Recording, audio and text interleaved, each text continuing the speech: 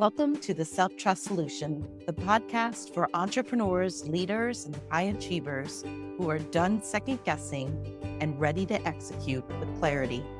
I'm your host, Dawn Leday, the Self-Trust Coach, and each week I'll help you build the one strategy that makes all others work, self-trust. This is where bold goals meet grounded action. Let's dive in. Feeling emotionally stuck in a relationship or like someone else's behavior is holding you back from your goals? You're not imagining the weight of that, but you don't have to wait to feel better. In this conversation, Priyanka shares how to shift from stuck to self-led by coming back to your pockets of power. Welcome back. Today, we're joined by Priyanka Thakan, and she's here to help us make a powerful mindset shift into how to identify and act on your pockets of power.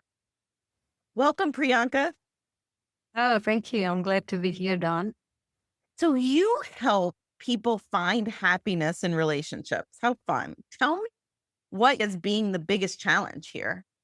What I see being the biggest challenge for people in finding their happiness is that most of the times people are not understanding their pockets of power in their relationships or their life in the short term or the long term.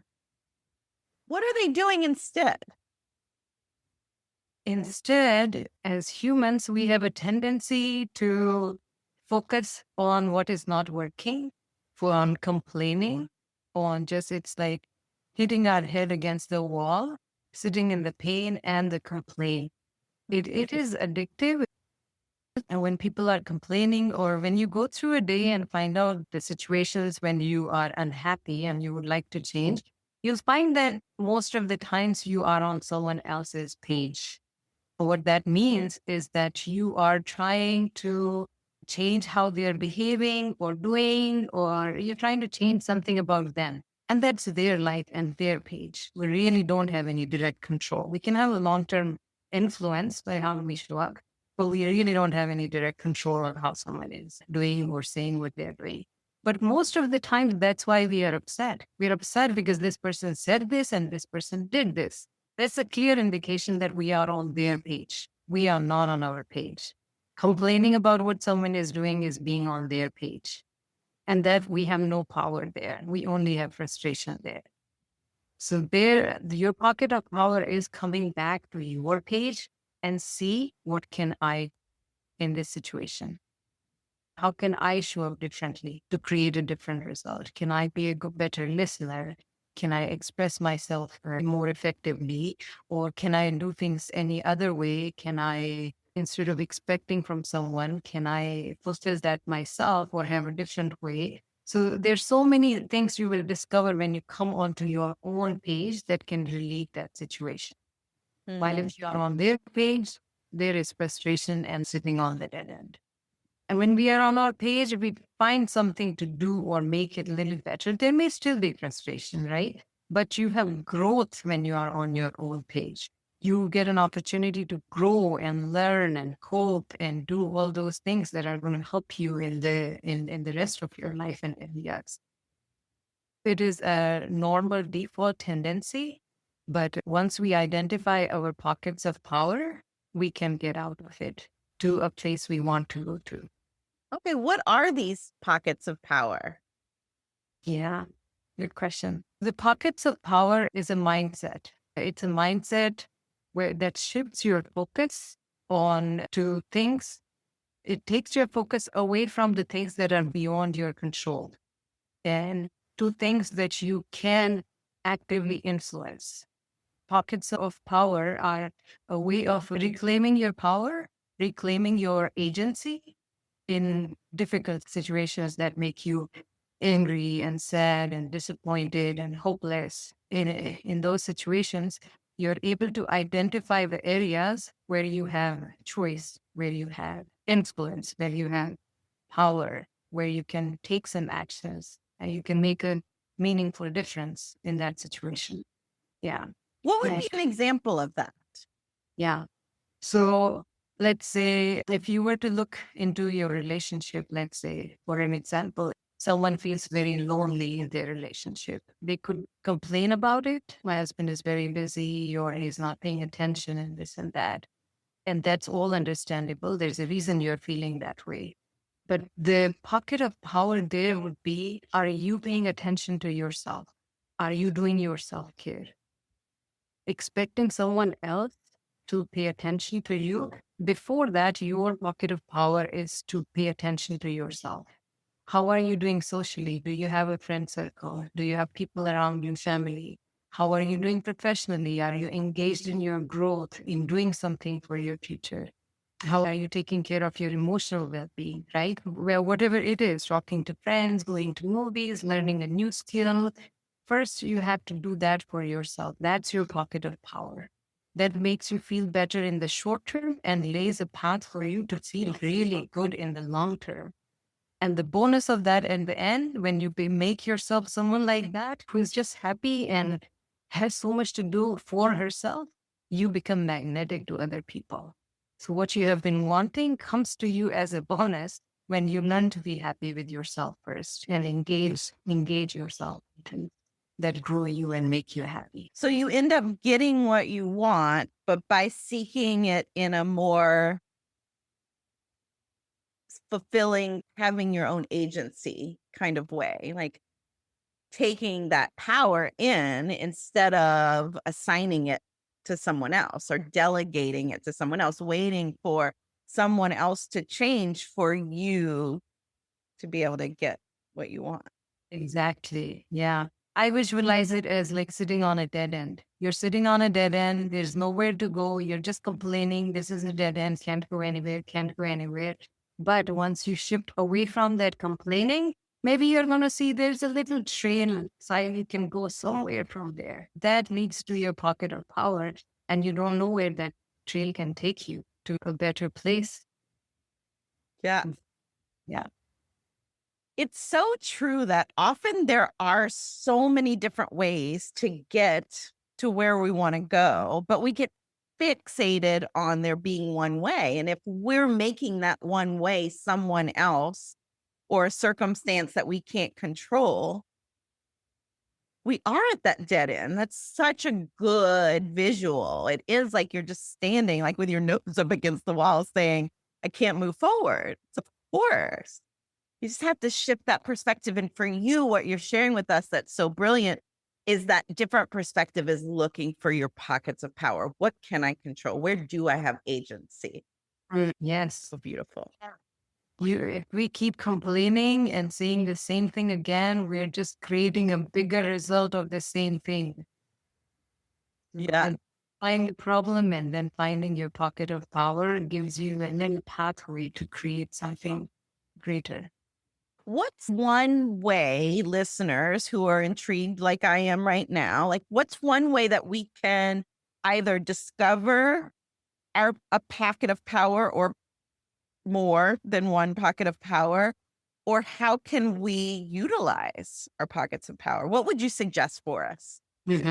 So to discover your pocket of power first, I like journaling a lot. So imagine you going through a day and you note down all the situations where you felt unpleasant or unhappy, because that is what we don't like and we don't want, what we are wanting to move away from.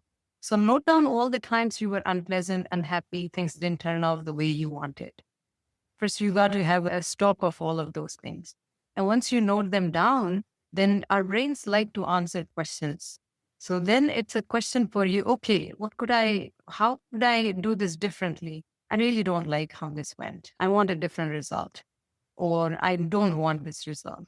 So once you pose that as a question, then your brain gets on to what can I do here differently? How can I show up differently? How can I manage it differently? Where's my pocket of power? If you're having constant arguments with your partner or work or anywhere, relationships are everywhere. If you're constantly getting into a fight, one of your pockets of power may be either identifying how you're feeling and then nicely saying, I'm feeling very angry, or I'm feeling very disappointed, I'm feeling very frustrated, in a respectful manner, right? That could be one pocket of power. Another could be, why not give the person what you are wanting? You're wanting to be heard. You feel you're not heard in this fight. So you hear the other person out. Have some empathy for the other person. And once you are able to execute those pockets of power, you see the whole conversation, the whole dynamic changes. So write down the struggles you're having and then use your own brain to answer the question how you're going to change that, what you can do. But one person only has one brain, right? Only their experiences and knowledge. That's where coaching is helpful.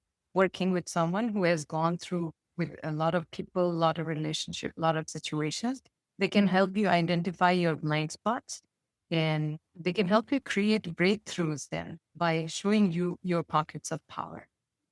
Yes. And it's so true. Like we can journal and there's so much fruitfulness that can come out of that. So much richness can come from just getting it out of our brains. But there's this extra layer of just depth that we can go when we have someone, a skilled, objective person looking at it with us, which is so true.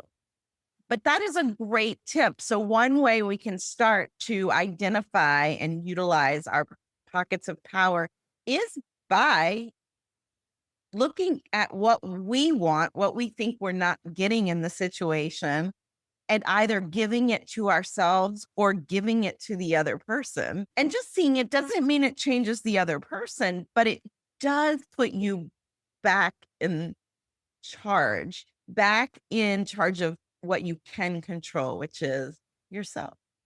Yes. So nicely said. Amazing. What you're doing is so wonderful. And I love you are offering our listeners a free consultation to actually identify their pockets of power. Yeah. Yeah. So they're going to be able to see that in the show notes. Now, book your free call. I would love to help you identify your pockets of power to help you live intentionally and to direct your attention, your energy towards what you can influence and what is possible for you, even in the middle of the challenges that you're having. Yeah. Because we look at those challenges and we think that they prevent us from possibility.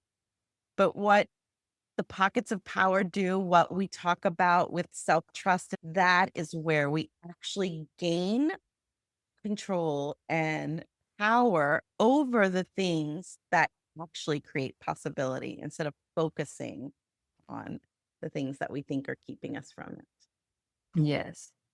Thank you so much for joining us, Priyanka. Well, thank you, Dawn. It has been a pleasure talking to you. What will you take away from today's episode?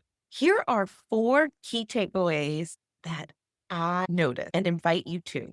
First is, if you're avoiding your goals, it might be emotional distraction. Many high achievers delay business goals not from laziness, but because relational frustration is draining their capacity. Your pocket of power is the path back to progress. Second, self-trust means making empowered choices, even in hard relationships. When you stop waiting for others to change, you regain your energy and attention so you can use it on what actually matters to you. Third, clarity comes from action, not overthinking. Journaling about moments of frustration and then asking, what can I do here? Gets you out of emotional spin and into forward movement. And finally, number 4, your next breakthrough might be personal, not tactical. Success isn't just strategy. It's self-support in the face of doubt, distraction, or disconnection. Pockets of power bring you back to your own leadership. If you've been putting your business goals on pause because of emotional clutter or relational stress, this episode will help you reset.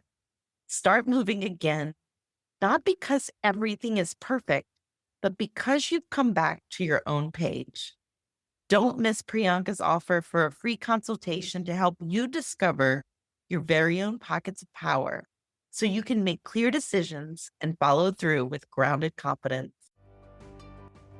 Inside every goal is a decision, an action, an evaluation, and an adjustment. Keep building your rhythm with the Self-Trust Solution. Subscribe, leave a review, and explore how we can work together at theselftrustcoach.com. I'll see you in the next episode.